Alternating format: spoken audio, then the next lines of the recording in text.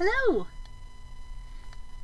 I hope everyone is doing well out there. My name is Heather. I'm here from Beading Dreams in Dallas, Texas. I'm filling in for Allison tonight. Sometimes you see me, but I'm over on that side of the computer in a different camera.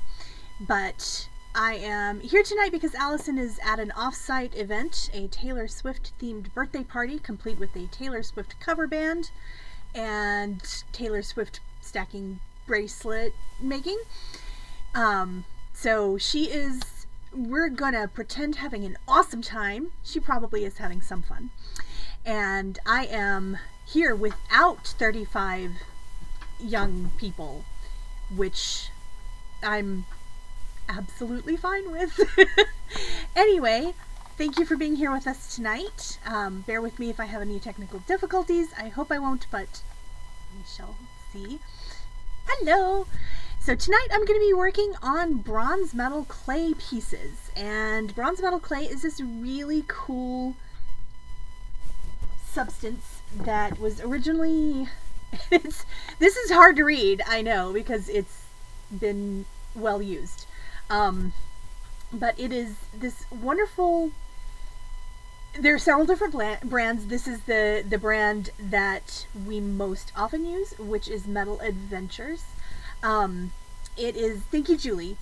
I'm so glad to see all my lovely people here that I love and admire so much, so that always makes it easier. So this is the brand that we usually use. It isn't the only brand. There are other people who prefer other brands. It's just what I learned on, what Allison learned on, and therefore our favorite, just because BronzClay is a bit of a tricky animal. I mean, it's quirky as heck. But it is, yes, the clay, this is totally different from if you work with regular clay in any kind of ceramic or porcelain variety. This is completely different. This is man-made clay, and it is made of fine little bronze particles that are mixed with organic binders and water. So it's pretty much bronze, methyl cellulose, and water. And they form it into this lump clay that you can form into whatever else you want to make. You can make charms, you can make pendants, you can make, and I completely forgot to grab samples. Be right back. I'm going all the way over to the other side, so I will see you in just a moment.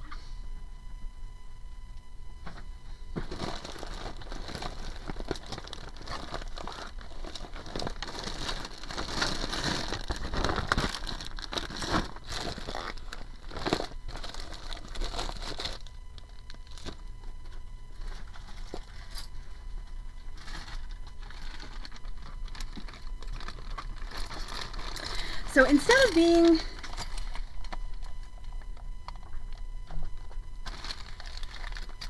of being actual clay, once it's fired in a kiln, it becomes metal. Like this is bronze. So you can make it into pendants, you can make it into, so I've got some pieces here that were formed in molds and other pieces that were formed with stamps. So you can kind of see, if I can figure out where the camera is. So all of these were done by hand, but I didn't hand sculpt these. Part of the reason I didn't hand sculpt these is because BronzClay has a fairly short working time. Now, if something happens and you are making a BronzClay piece and you absolutely hate it and you want to smash it up and start again, that is absolutely something you can do. And I had another tutorial where I pretty much did that. I took a mortar and pestle, I smashed up BronzClay, I did all kinds of things to make it reconstituted so I could use it again.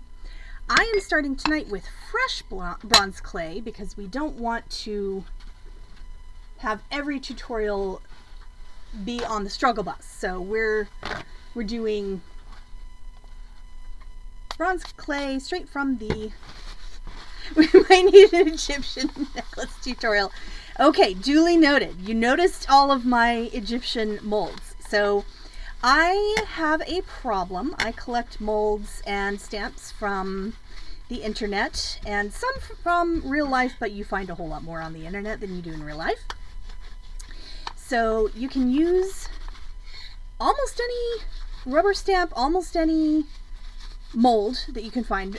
It has to be flexible mold. So you want a silicone mold or a vulcanized mold. I am cleaning off this tile. So the main work surface I'm using here is a marble tile, and it is, that focal distance is quite tight. So let's see.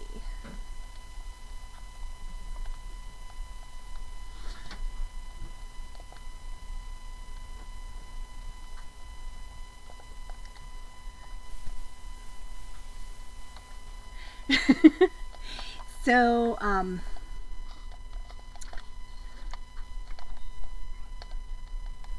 no, sorry, I am, less zoom would be nice. Let's, at least for right now, that'll work better for right now.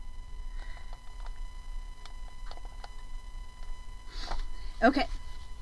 So I may have to switch where I'm zooming from time to time, but for right now, that is a good place. So I have a little tile on top of a big tile, and the reason I'm working with more than one tile is because if you want to get things out of your way, you want to be able to move them safely, and BronzClay does not turn into greenware very quickly. It does if you're used to regular clay, like actual from the earth clay definitely is so much faster than that. But if you want to move it to a safe location so you're not going to smash it or knock it off the table or anything like that, or so you have more work surface to roll out and form new clay, then you definitely want smaller tiles that you can take and put somewhere else. So if you do not have smaller tiles around, these are subway tiles left over from redoing Allison's kitchen ages ago, and they're really inexpensive. You don't have to have pretty tiles. You can have broken marble, the marble tile on the, from the earth clay, that's nice. Yeah, I mean, that is what it is. You have a marble tile. This is also flooring, I believe. It's either flooring sample or a counter sample is what cancel became. Or yes, so you can absolutely use broken tiles. It does not have to be a pristine tile in any way. What you don't want to do is get a tile with a sharp edge, but that does not mean that you can't, you know, file or sand that down or coat it with resin or something like that. So if your tile is broken, which many of ours are, because free is our favorite. So we have plenty of broken tiles and still use them like champs. So just make sure that you don't have a surface that you can cut yourself on. That's all I'm asking. And what I'm cleaning these with is very complicated. It is water and a paper towel. So the reason I'm using a paper towel instead of a reusable towel or something like that is because you don't actually want to eat bronze metal clay. You don't want to do that because you can give yourself heavy metal poisoning. So I often will wear a mask when I am sanding.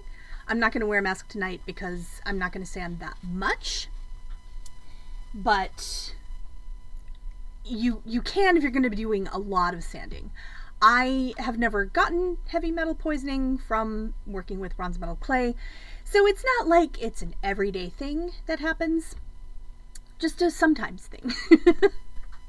So if you don't have a Habitat, Julie has mentioned that Habitat for Humanity stores often have ceramic tiles for very inexpensive prices, you know, about $0.25 a piece or so. If you don't have Habitat for Humanity around you, but you do have any kind of charity that builds houses, or if you have, there are a lot of discount stores that offer flooring and seconds and things like that. So it doesn't matter if it's a pretty tile. It just needs to be, marble is best because it holds, yeah, samples are also good. So Home Depot, somewhere like that, you can often get samples. But honestly, if you ask at a local flooring or countertop provider, a lot of times they'll have broken pieces that they don't mind giving to you or selling to you for very cheaply as well. So don't feel like you have to go out and buy pristine tiles to make this work. We like marble because it holds the coolness, and the bronze metal clay works a lot better if it is not fully room temperature. So I took this out of the refrigerator a little earlier than I maybe should have, but that's okay. We're gonna make it work anyway. So this is, you can see that this is extremely, extremely messy. So this is not something you want to do before, I mean, just opening it, I am already messy. And you don't want to do this if you are going to a fancy event later tonight or in the next couple days. Yes, so you don't have to keep clay in the refrigerator to preserve it. The reason we keep clay in the refrigerator is because it behaves better if it's colder, just like I do. So one of the keys to making unhappy metal clay happier is to get it cold. So if you're going to be doing a lot of clay work all at once, you may want to make yourself a little clay safe with gloves do help, but you can also, you know, use an ice pack on your hands. My hands are little heaters as well. Your clay will start to behave like it's drying up, even though you know that it is not. And that's when it's telling you that it is too warm. So it's very, I'm not going to be able to tell you everything tonight. That's a hint for how to work with metal clay, unfortunately. We will have a part 2. So let's break this up. Let me tonight do a molded piece with a stone in it so I can show you how to put a CZ into metal clay, and we'll see where we get from there. If we have time for me to also do stamp things, then we'll also do that. If we don't have time for me to do stamp things and show you sanding, we'll play it by ear. But I want to get, since you all have so many questions, I love that. I want to answer all your questions. I also want to get offline at a reasonable hour because eating is nice and stuff. And since this is something that you're interested in, we like to have classes that you're interested in. So we can absolutely do this and work on other things as well. Like, we can talk to you about all the reasons you might not want to make bracelets, but show you how awesome bracelets are, that kind of thing. Yes, well, I mean, I really don't mind if you ask questions at all. Ask whatever question you want, because I just set myself a fairly reasonable goal for tonight. So I think we can do that. So instead of using a bunch of stamps, I'm going to use one mold tonight. This is a mold that we made from a vintage button, and we made it here at Beading Dreams from a molding compound. And so possibly next time we also show you how to make a mold with molding compound. I don't have any molding compound with me here tonight, so I'm not going to show you how to do that tonight, but that doesn't mean we can't ever show you. So, because we do like making molds, and I also don't want to rush off and find something to mold. I want to mold something I really am excited about it. So this is a vulcanizing molding compound. It began as 2 parts, and you just mix them together according to the directions on the package. Our favorite used to be made by Rio Grande, or Rio Grande, depending on how you decide to pronounce it. but they no longer make that. So we're experimenting to find our next favorite. All of them are good, but we haven't found our next favorite quite yet. There's, as long as you are reading your reviews and things, then you should be good and paying attention to directions. One thing that is really nice about certain molding compounds is that they have a much longer curing time.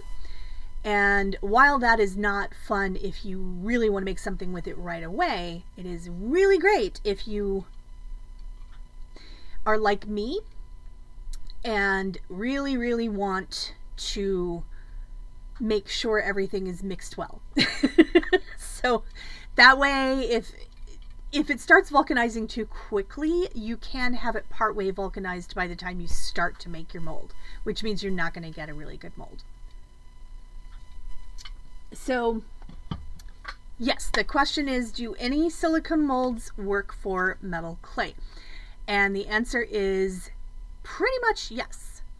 Oh, nice. Okay, so Polyform Products has just started making its bakeable molding material again. That's excellent news. Julie, can you post a link to that in our Discord? And can someone post a link to our Discord page? That would be amazing. So molding compound is something you can absolutely use, but you want to make sure that whatever the product is flexible so you can take out your clay piece. When you are using a mold with clay, if you want to have an absolutely perfect mold, you want to let your clay dry in the piece.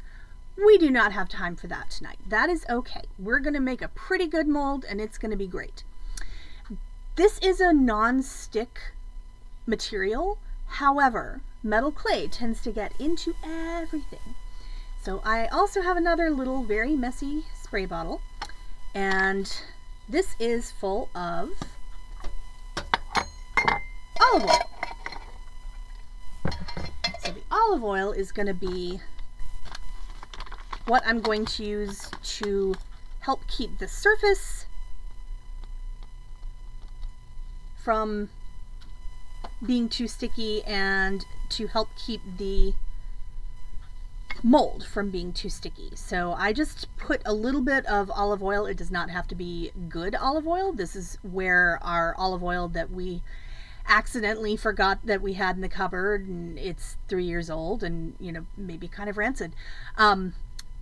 It doesn't have to be tasty. It just has to be oily. So this is where it goes to die. So we have some stinky olive oil all over Beading Dreams. It's awesome.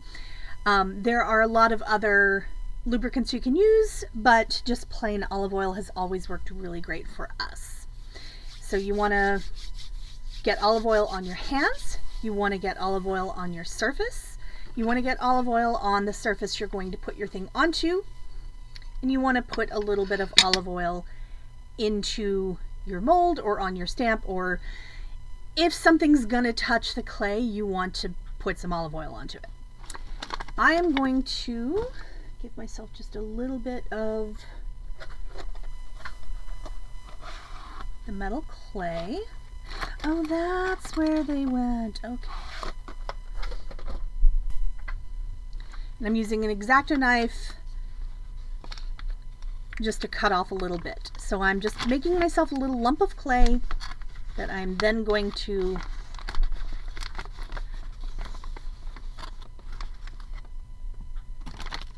prep.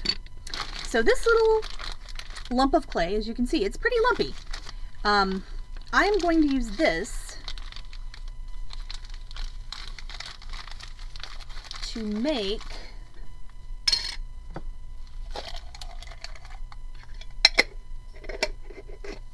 a mold. So if I were doing a whole lot of, yeah, the 20-year-old vegetable oil in the back of your mom's cabinet is that might be a little stinkier than I would want to work with. But yes, that is something you could use. Olive oil, I've found the viscosity is a little bit better than vegetable oil for this, but it's very close. So I just make a bigger mess with vegetable oil. So that's why I say olive oil. And I don't tend to have vegetable oil at home. I have olive oil. So if you are doing a lot of work with the clay all at once and you don't want to... Oh, got it, Julie, I see. So just right this minute. I understand that version of just as well. So if you're going to be doing a lot of clay work and don't want to keep getting up and going back to the refrigerator, you can make yourself a little clay safe and put the clay that you want to work with tonight into an airtight sealed container. You want a little bit of moisture in there if possible, but you do not want the moisture to touch the clay. So if you're making a clay safe, you want a little maybe Ziploc bag or plastic wrap around your clay and then wrap that up really well. Then put that inside another container that's airtight. But inside that container, alongside the bit of clay that you're working with, you want to add a damp paper towel. All right, so I need a roller.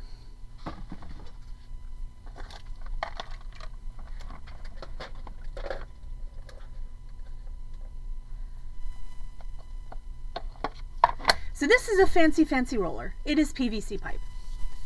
And you really can get this cheaply in lots of different sizes, whatever. Okay, so metal clay is a lot closer to air dry clay than it is to what typically gets fired in a kiln. Because metal clay, and this is brand new clay. So those of you who were around for the reconstituting of the clay will notice that this has a completely different texture to it. It's really nice and smooth, no visible flaws. It's flopping around really nicely, and I love it so much. So what I'm doing is I am just working the clay until it becomes obviously very malleable. And this did not take very long. Look, the clay itself is expensive enough. You don't have to pay a fortune for the tools to use it. So I'm using so far an off-brand X-Acto knife. I'm using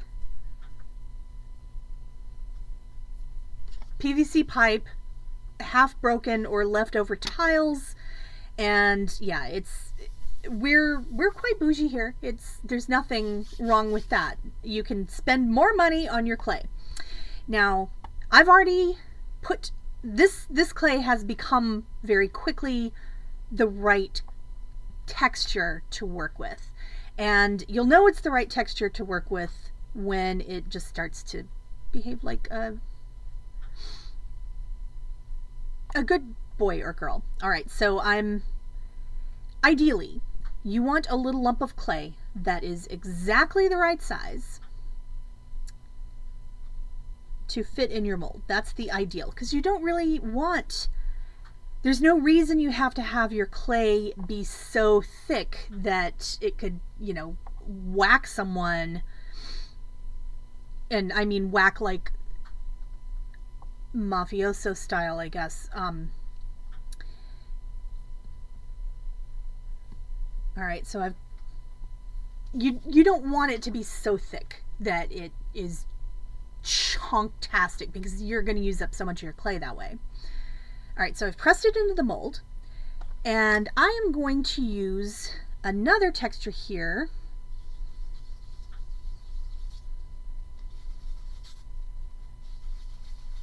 I don't really mean whack someone. I honestly mean you can very well make something with bronze metal clay that is so heavy it is a very expensive piece accidentally. So this is where you want to try using just exactly the right amount of clay. Now, the backside of this is not super pretty, as you can tell. I am going to use this stamp, which is an actual image. You can see that it's the image of a woman's face, and I couldn't tell what it was till I oiled it to use it tonight, but that's sometimes how it goes. But I'm not using it to have an actual face on the back of this. I'm using it more of a texture, so I don't just have fingerprints everywhere. So what I can do with that is just press that down and essentially smash it. You can roll over it with your roller. If you are going to roll over it with your roller, you roll once. You do not go back and forth, because what happens when you go back and forth is you are moving the image slightly, and you are, if you're doing a project where it's all flat, you are probably also creating some weak spots, which is obviously not ideal. So what I'm going to do with this piece, since I have molded it and I actually got her face on there, which is kind of fun.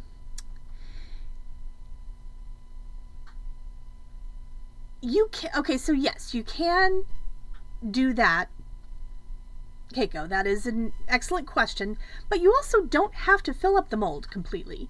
You can just put enough to cover the front. So were you able to see that, where I just sort of popped the mold out? So now I've got this out of the mold, and I have a new problem, which is I don't have anything by which to hang it. This is a great little tool called an embeddable. So this little guy is like a screw eye made of bronze that is ideal for putting in bronze metal clay. They exist in sterling, they exist in fine silver, I believe. I know they exist in sterling, and I know they exist in bronze, specifically for work with clay. And it has texture on the bottom, so when you put it in, it will grip better. So what I'm doing is I'm holding onto it with tweezers or any kind of grippy thing, and I'm going to push this into the clay. I'm going to push it farther into the clay than you would expect. I want to have part of my loop embedded into the clay. The reason I want to have part of my loop embedded in the clay is that, sorry, I can't see there's a giant light in the way of my actually seeing what I'm doing, which is why I'm failing at the camera a little bit, but I'm trying. It's coming along. So you want to have more of the embeddable embedded than you would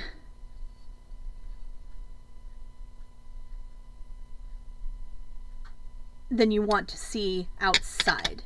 And the question for that was, would a stainless steel work because it burns at a higher temperature? The answer is you can try it.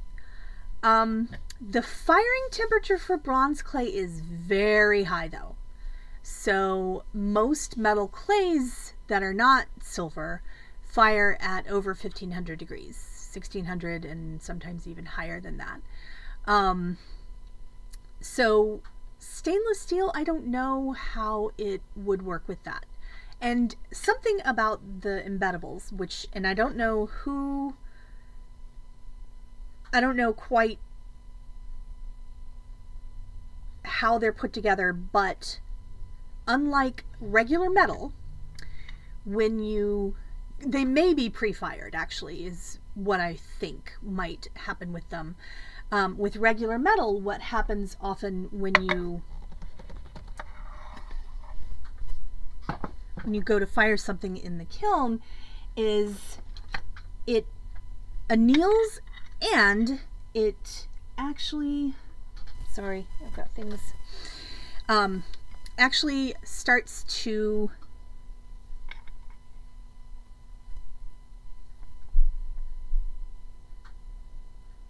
the wire shrinks because part of it gets burned off. So what I'm doing right now is I am using a little wax tool to put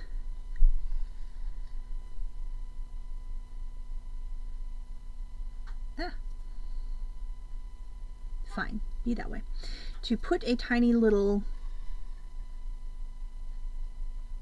stone in my piece. So I made a little divot for it to go in, using the wax to pick it up. So this is the same kind of thing that you would use.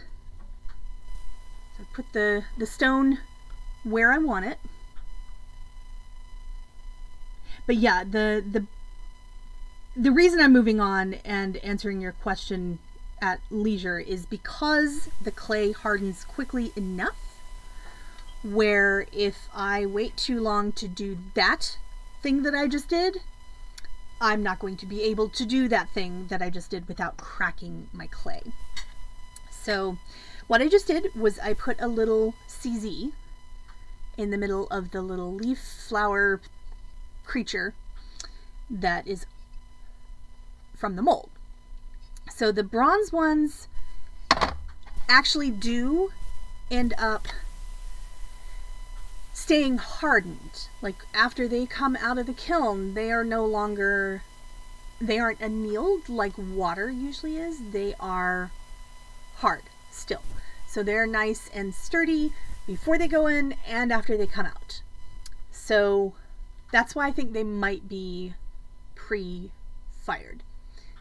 Yes, if the embeddable is not embedded enough, or if the stone is not embedded enough, you can also see that that is, the pavilion of the stone is like I have the clay poking up around the stone itself a little bit.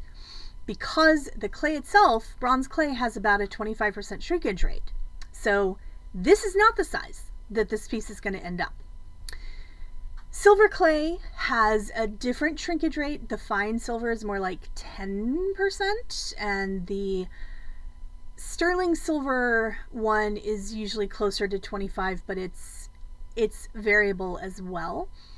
And the thing that makes circles in bronze clay very difficult to make, or in any clay, more so in bronze clay, is that the clay does not always shrink evenly at the same time.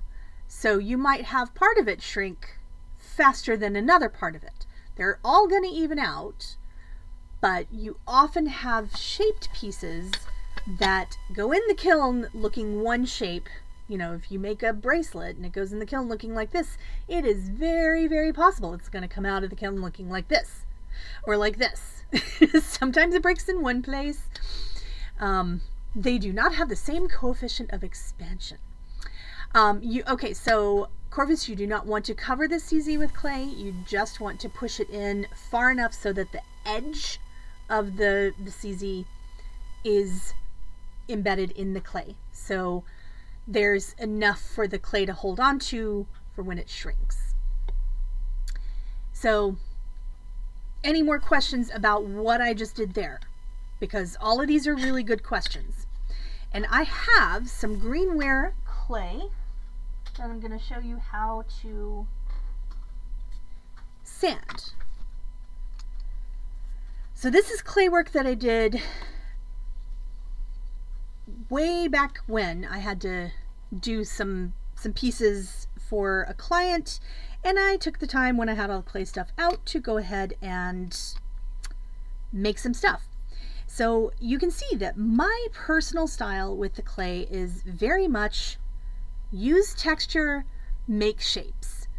I don't necessarily, I mean, I do molded pieces, as you've seen, but I do a whole lot of using stamps that have beautiful textures and not necessarily using the stamp as it is shaped. Sometimes I do that, sometimes I don't.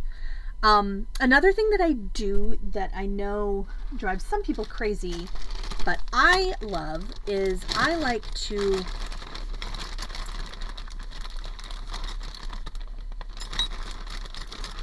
make a shape that is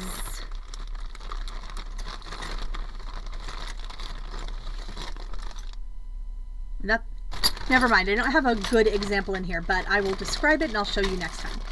So what I like to do is I like to roll out the clay and make an abstract shape, and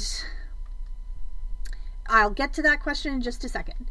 And then I will use that shape as the frame for whatever stamp I'm putting in the middle. So my shape will be raw on the edges, and I love that. That's part of it's one of the things that I really enjoy doing with clay. One of the things that clay does is it doesn't always tend to act the way that you expect it to. And a lot of things break. And so what I've done over time is I've just adapted my aesthetic when working with clay. So that's fine. I like the pieces that look like they might be old and broken because they're so ancient that they've, been lost for millennia and suddenly are being refound. And of course it's broken. Rather than, well, I made this and I failed because it broke. Now, you cannot take fired bronze pieces and rework that clay. Once it has been fired, it is no longer clay, it's bronze. So if you wanted to melt it down as bronze, you could melt it down as bronze. It's not going to behave quite the same way as bronze that has been made as an alloy all at once together. But you can solder things to it, you can bend it to an extent. You don't want to ask it to do too many bends because it doesn't have the same kind of grain as wire wood or sheet wood, because it's not made at all the same way. It makes sense to me just because I've been working with bronze clay for so long, but imagine if you were little tiny particles of bronze and you were kind of randomly thrown together. I'm going to put the remainder of my clay back into the remaining lump of clay here. So as you can see, this clay is starting to look kind of dried up and crusty.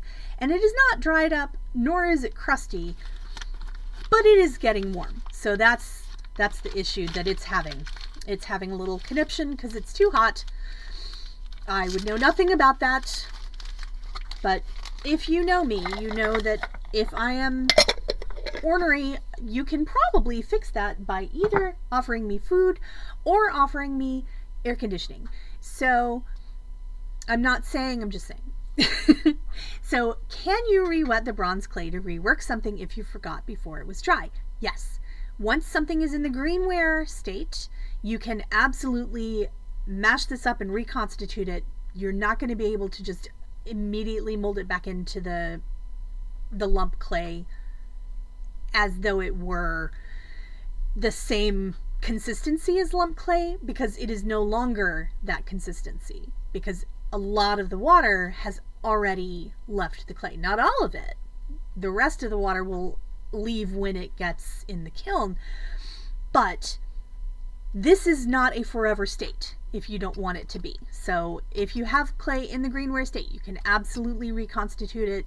This is, I've definitely made some beautiful big pieces that broke while I was sanding them, and some small ones. And we'll see. I might make one tonight. You never know.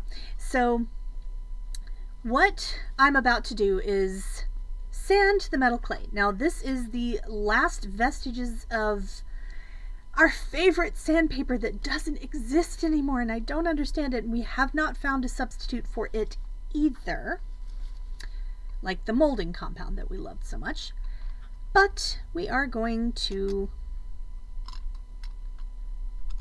make this work anyway. So when you have a flat piece, especially if it's a flat piece that is dried on a tile or something like that, you're pretty sure that the back is going to be fine if it stays on a tile. Now, greenware, which refers to, that's the word for the molded and dried but not fired clay, is pretty fragile. It's about the consistency and strength of a potato chip of this size. Like if I had a thick potato chip, it would be about that level of strength. So pretend that you're sanding a potato chip. You can hold it in your hand, But a lot of the pieces that I make are, if I put this in my hand, there's a lot of area under there that is not supported. So I don't usually want to do that with my stamped pieces that are flat. So I'm going to just sand it on a flat surface. So what I'm doing now is I am using a fairly rough grain sandpaper to knock off some of the edges. And you can see that this has already sanded up a lot of the relief, so you can, yeah, it makes it shiny. So these are steps that you do not have to do. So if you're making delicate pieces, don't feel like you have to shine them. The bronze is going to be shiny, and there are things that you can do after you have fired it to buff it some more. But this is something that I usually do before it is fired. So that is the lower grade. Now I'm stepping up to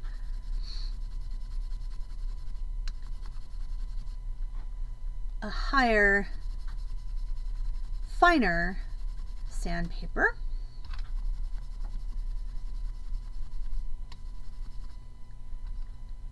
And I do want to do both sides, but a lot of the time what I want to do with the other side is write something on it, which I just do with an awl.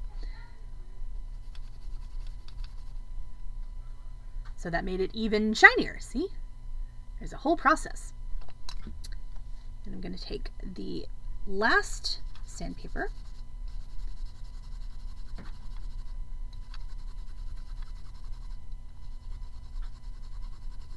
and obviously you don't really have to go completely nuts with this.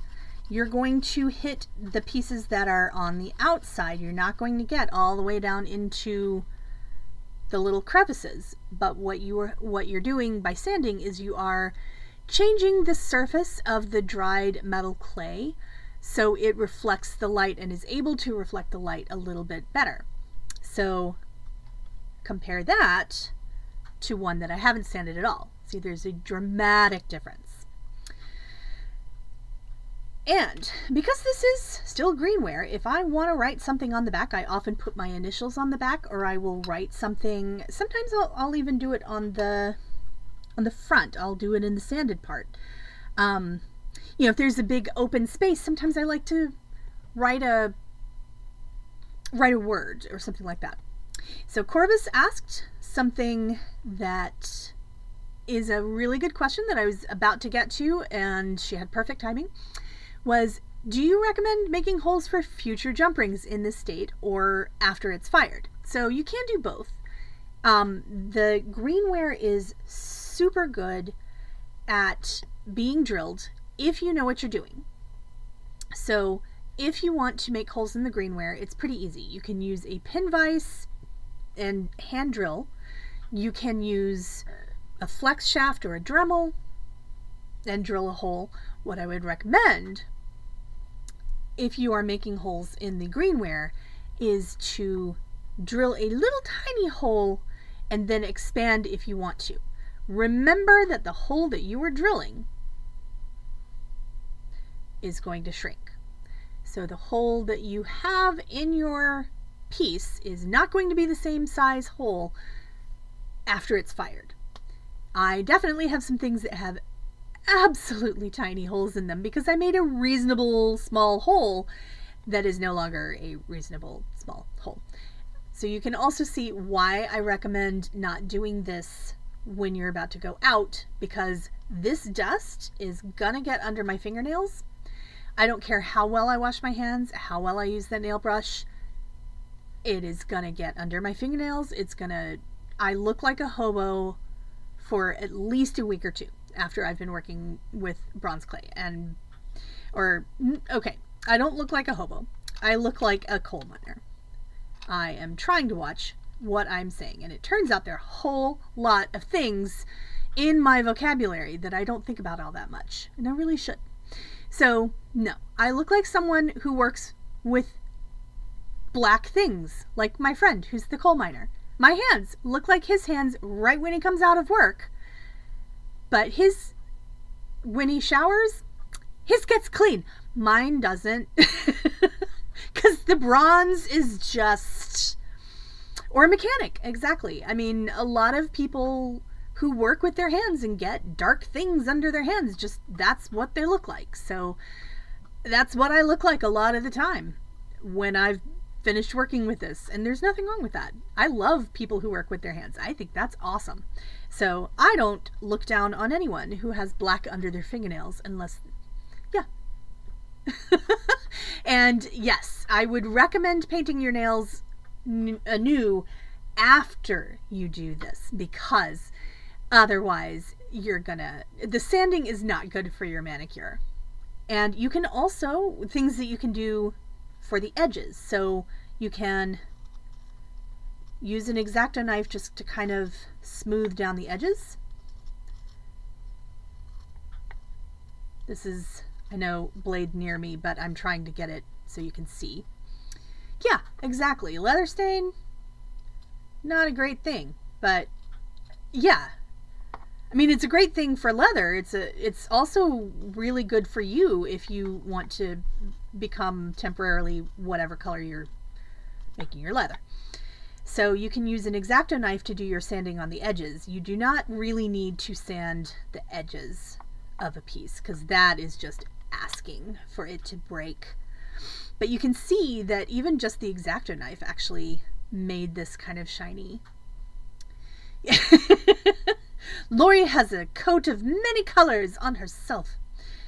If there are any awkward pieces like this that I hand cut, you can actually knock these little edges off with an emery board or with an X-Acto knife. Sometimes they just come off when you're sanding. But the X-Acto knife texture or technique is really nice just for smoothing down the edges, making sure there aren't any sharp parts. But it's also very fast, so it's really just, you want to, again, remember that this is the consistency and strength of a potato chip, so don't go nuts. It's okay to start out with a little bit of pressure and increase from there if you feel like it can take it.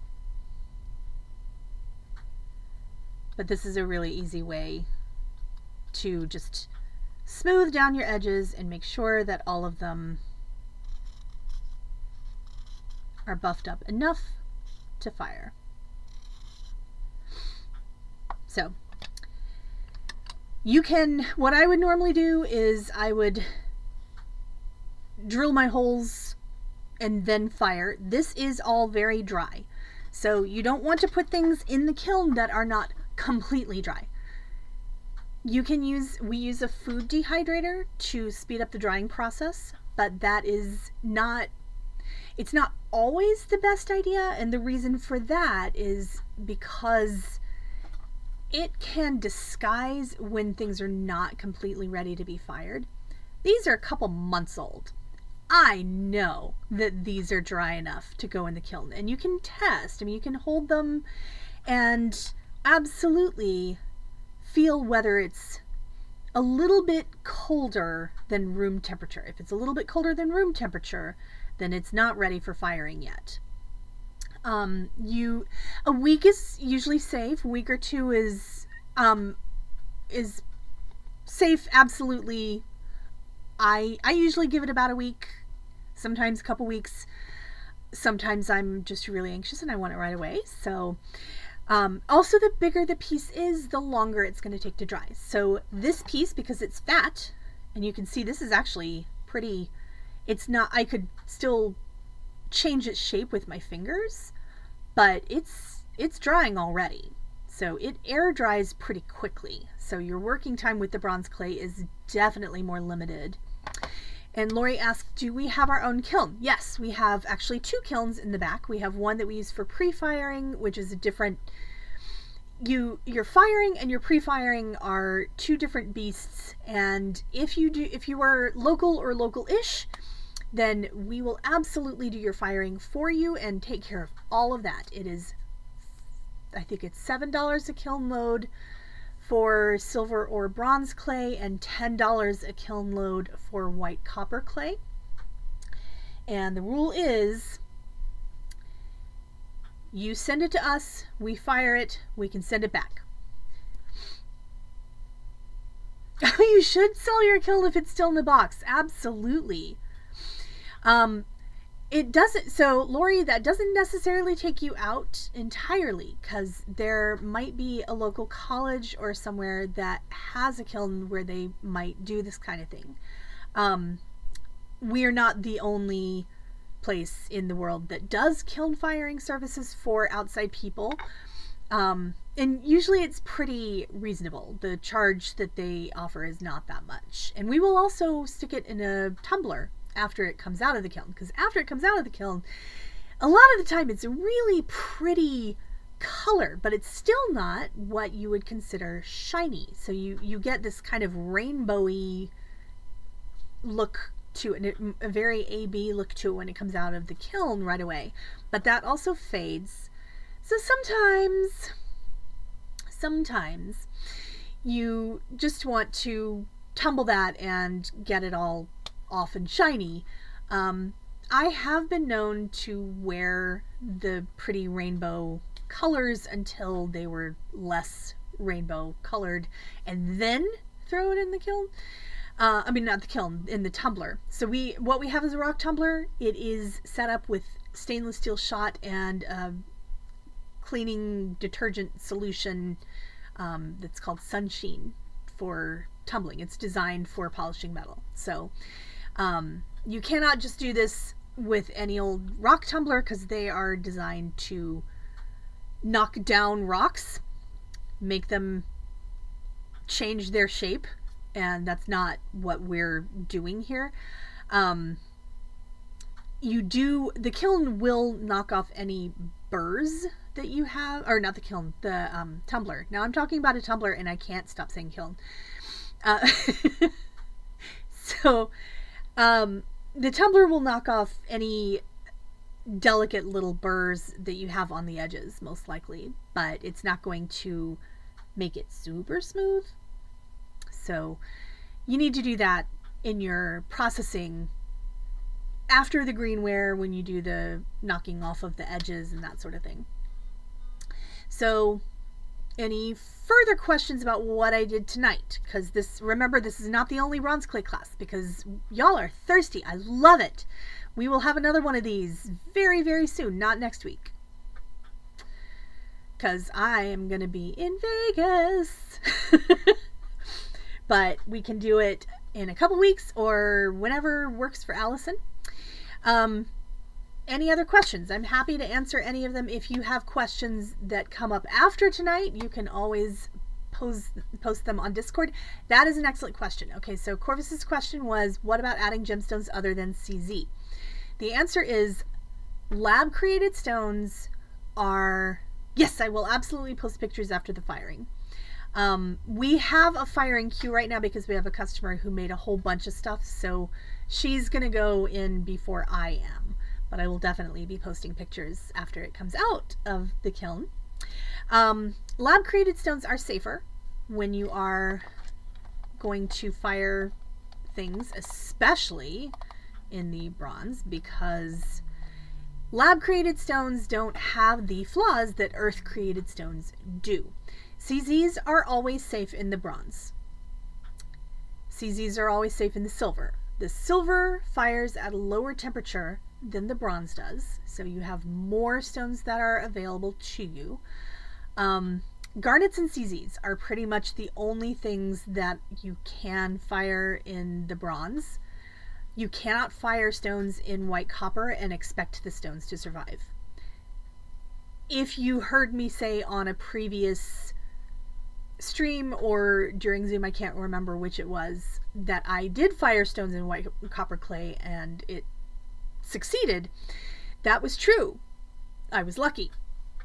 So you can put them in, and if, you know, something happens, then you're you're not going to have a stone in your piece. So you can add things after firing. You can always glue things in. There are also embeddable snap settings, essentially, so you can make a piece that has a setting embedded in it that you can then add a stone to.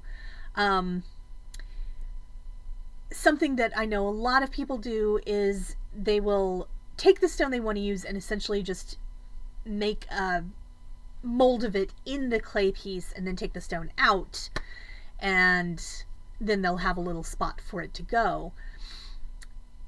You have to make sure when you do that you are allowing for the fact that it is going to shrink down. So the whole stone is not going to be able to fit in the little space that you made. But if you glue it well enough, it might not matter. And it also depends on how the stone is shaped. And it's definitely a trial and error kind of situation. CZs are safe because they are lab created. Sapphires in the silver and lab created diamonds and rubies and things like that sometimes are safe. Lab created, as I said, are much safer because they don't have the flaws that might be there from Mother Earth. Okay, what questions do you have about white copper clay? Stones are iffy. I would recommend, if you want to use a stone and it is a stone that you love, that you find a way to fire that piece and add the stone after the firing process for pretty much anything. The fine silver clay, actually, you can epoxy gemstones. We've done that before, definitely. You can in the fine silver clay, which fires at a much lower temperature, and the fine silver clay you can, depending on the size of your piece, actually torch fire as well. So Lori, if you want to play with metal clay, fine silver might be the way to go, because you can actually do that by hand, not in a kiln. Keiko, remember, this is not the only time we're going to talk about clay. So if I don't get all your questions answered tonight, then I promise I will another night. But I also have to finish closing up by myself because everyone else has gone home. So I don't want to be online for, half an hour more just answering questions, but I do want to answer all your questions. So we'll make this part 1 of 2 or 3, however many we need to have. And yeah, Keiko, if you can just write down your questions, I will make sure that I answer them in the next segment that we do, because this is fun for me. Okay, so white copper clay is a mixture of nickel, so it's silvery. Regular, I don't know about the long-term patina on white copper clay, because it's a totally different alloy. So you're not going to have the same kind of verdigris happening, because nickel doesn't tend to interact much with the outside world. Most of the white copper pieces that I've made look pretty much the same. They could do with a little bit more polishing back up, but you can do that in a tumbler, or you can do it with polishing pads, which have little tiny micro beads in them to polish up in between all the crevices and all that good stuff. So yes, white copper is white copper is an awesome beast and very different from the others. I am making a piece for one of our lovely viewers who I need to finish. Like, I've molded it, I just need to sand it and get it in the kiln. And she's been patiently waiting for a very long time, so I've got another package of white copper clay I'm going to make some more pieces out of. So it is a cheaper alternative to using fine silver or sterling, yes. It is. So with the less expensive metals like bronze or copper or white copper, you have more of the clay being ornery. So you trade off the perfection of the work that you're doing for the cheapness of the material. It's not because the material is cheap, it's just mostly because they're alloys. I know that sterling is an alloy, but the alloyed metal is such a very small percentage that it doesn't affect it nearly as much. And you can make really perfect and beautiful things out of sterling and fine silver clay. You can also do that out of the bronze metal clay. But part of me loves the bronze metal clay because it's imperfect, and I am too, and so we work really well together. We understand each other. And Allison often tells people that she doesn't do a lot of work in the clay now because it annoys her when things don't go right. And she's like, but Heather makes these beautiful things. I'm like, yeah, because I don't care if it breaks. I'm just going to make 2 pieces out of it if it breaks in half. And that's okay. So I have not seen any new questions in a couple minutes. So thank you all so much for being here for part 1 of Metal Clay Adventures from Metal Clay Adventures. Adventures in Metal Clay with Metal Clay Adventures. Thank you for being here. Thank you for putting up with my not knowing where the camera is and that sort of thing. And for obviously me planning for like 18 hours worth of of work on clay. So I'm excited to tell Allison that she is off the hook for at least 1 more stream, if not 2. And yeah, we'll revisit for a metal clay very, very soon. And I hope y'all have a wonderful night. We will see you back here at Twitch TV/Beading Dream tomorrow at 6 p.m. Artistic Time, Central Time, for a freeform that Allison is going to surprise us all with. It's going to be fun. So we'll see what happens then, but it will be awesome. I hope all of you have an amazing rest of your night. I'm looking at the X-Acto knife. So, my name's Heather. I'm here with Beading Dreams. Here in Dallas, Texas, we are a brick and mortar shop. And, sorry, I'm awkward because I have bronze everywhere and I don't want to touch anything. We are an actual brick and mortar retail shop. We're mortal too. I am doing talking so good. So thank you all for being here with us. Thank you for putting up with our very human selves. And we really do love all of you and love that you're here with us as often as you are or as infrequently as you can be here. Doesn't matter. We don't have requirements for attendance. Thank you so much, and I will see you soon.